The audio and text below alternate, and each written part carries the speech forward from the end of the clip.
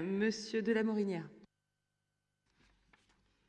Madame la présidente, chers collègues, la mort programmée de l'agriculture française suit son chemin. Les négociations entre l'Union européenne et le Mercosur, Brésil, Argentine, Uruguay et Paraguay, au point mort des années durant, ont malheureusement repris en 2016. L'objectif de l'Union européenne est clair. Pour offrir un accès au marché automobile brésilien, l'Union européenne est prête à brader 2 secteurs agricoles. 29 000 tonnes supplémentaires de viande de bœuf, 600 000 tonnes de sucre à droit réduit vont ainsi inonder le marché européen, déjà saturé et en grave difficulté. L'équation en est un peu plus simple. Déshabiller les éleveurs et les betteraviers pour habiller les constructeurs automobiles. En effet, si la Commission européenne au commerce, si la commissaire européenne au commerce, Cecilia Malmström, a déclaré récemment que les pourparlers n'ont absolument pas été mis au frigo. C'est donc le secteur agricole qui va finir à la morgue.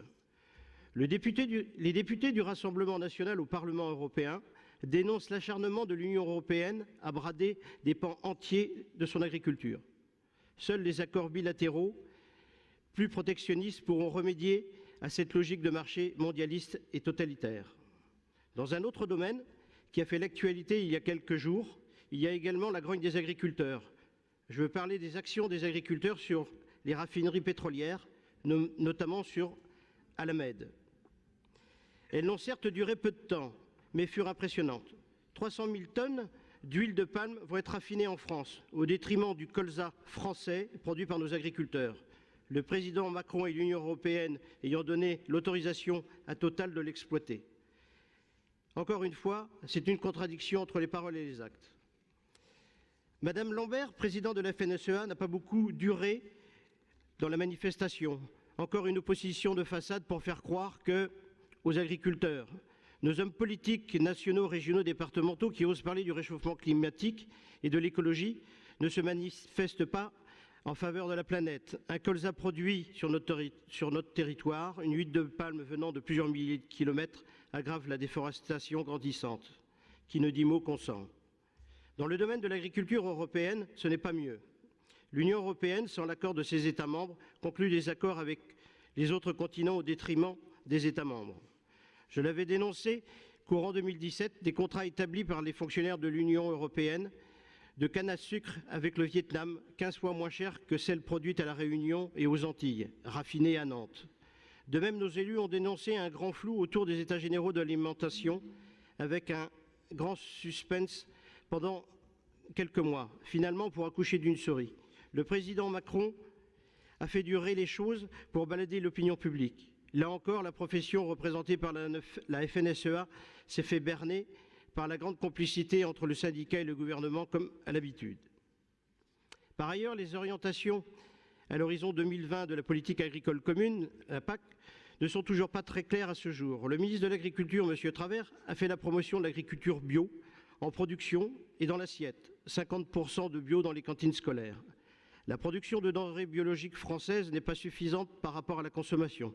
Nous importons alors de différents pays voisins. Les règles de l'agriculture biologique dans les différents pays membres n'ont pas les mêmes critères, comme les inégalités de normes sociales et environnementales. Allons-nous tendre vers des règles moins exigeantes demain pour banaliser et avoir une dégradation de la qualité de nos prix, des revenus agricoles, à la baisse sur ce segment de marché? Comme nous l'expliquait Lydie Berner en commission sectorielle, le gouvernement n'a pas dévoilé les conditions budgétaires allouées à l'agriculture biologique et le grand néant pour l'agriculture en général.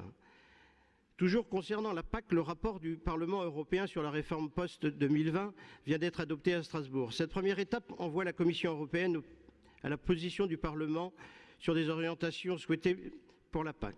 Dans ce catalogue des souhaits, nous pouvons saluer le maintien du budget, et donc des aides dédiées aux agriculteurs, mais aussi l'octroi d'une grande marge de manœuvre aux États membres.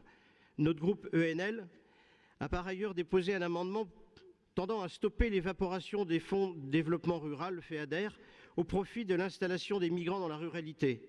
Cet amendement a été largement rejeté par nos adversaires politiques, démontrant ainsi la complicité des élus européens dans la submersion migratoire.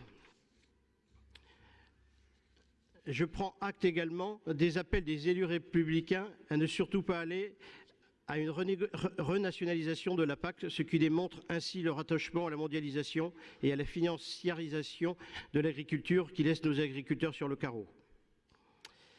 Madame la Présidente, en début de séance, vous faisiez l'éloge de nos agriculteurs qui ont façonné notre territoire, nos pêcheurs qui ont fait la grandeur de la pêche française. N'êtes-vous pas au courant que vos amis politiques au Parlement européen ainsi qu'une partie des socialistes votent les traités du CETA, du Mercosur et d'autres? Demain, dans le même ordre d'idées, vous oserez implanter un parc éolien face à nos côtes. Contradiction immorale. Sardines ou éoliennes, il faut choisir. Cela doit ravir notre collègue François Blanchet, les pêcheurs, les conserveries, ainsi que toutes les industries de proximité. Et de voir ce projet éolien. Vous êtes les chantres du développement durable, l'écologie, du réchauffement climatique. Quel impact écologique marin, sans parler de celui des Ligériens?